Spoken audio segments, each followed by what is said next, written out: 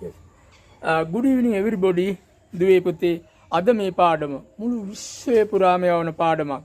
එම නිසා Facebook හරහා, නිසා TikTok එක හරහා, YouTube එක හරහා නොමිලි කියා දෙන වසර 30කට කිට්ටු වෙන කාලයක් අත්දැකීමක් ඇතුව උගන්වන මම මේ ඉංග්‍රීසි උගන්වන්න පටන් ගත්තේ අවුරුදු 17 ඉඳලා දරුවනේ 17 ඉඳලා මම මේ භාෂාව ඉගෙන ගත්තා. මම භාවනා කර කර හිත සමාධිගත කර කර මම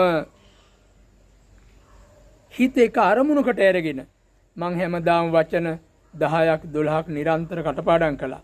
මං දරුවන්ට කියනවා වචන කටපාඩම් කරන්න. වචන මතක තියාගන්න.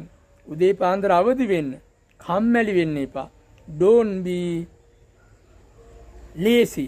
පසුබට වෙන්න එපා. Don't be backward. ඒ වගේම වංක වෙන්න එපා. Don't be dishonest. නිසා ඔබේ හෘද සාක්ෂියට අවංකව ඉගෙන ගන්න. මේ බලන්න අපි ගන්නවා දැන් මේ ප්‍රශ්නාංශයේදී එව භාවිතා වෙන ආකාරයක් තියෙනවා. කවදාවත් කියලා කියන ප්‍රශ්නාංශයේදී දැන් බලන්න did I go මම ගියාද? මම කවරදාකවත් ගියාද? did I ever go මෙන්න ඒ වගේ දෙනවා. did we come අපි ආවද? අපි කවරදාකවත් ආවද? did we ever come? did you help ඔබ උදව් කළාද? ඔබ කවරදාකවත් උදව් කළාද? did you ever help?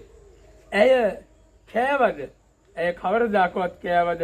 did she ever eat? ඔහු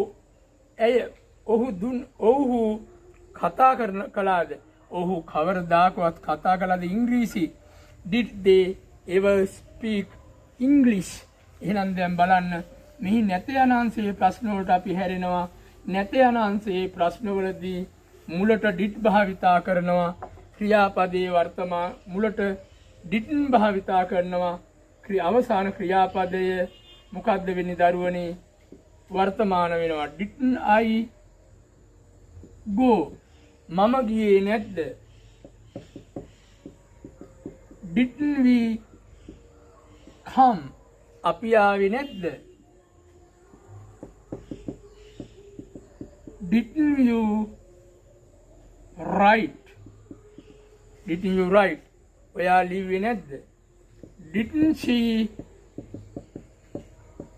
give ඇය දුන්නේ නැද්ද? didn't he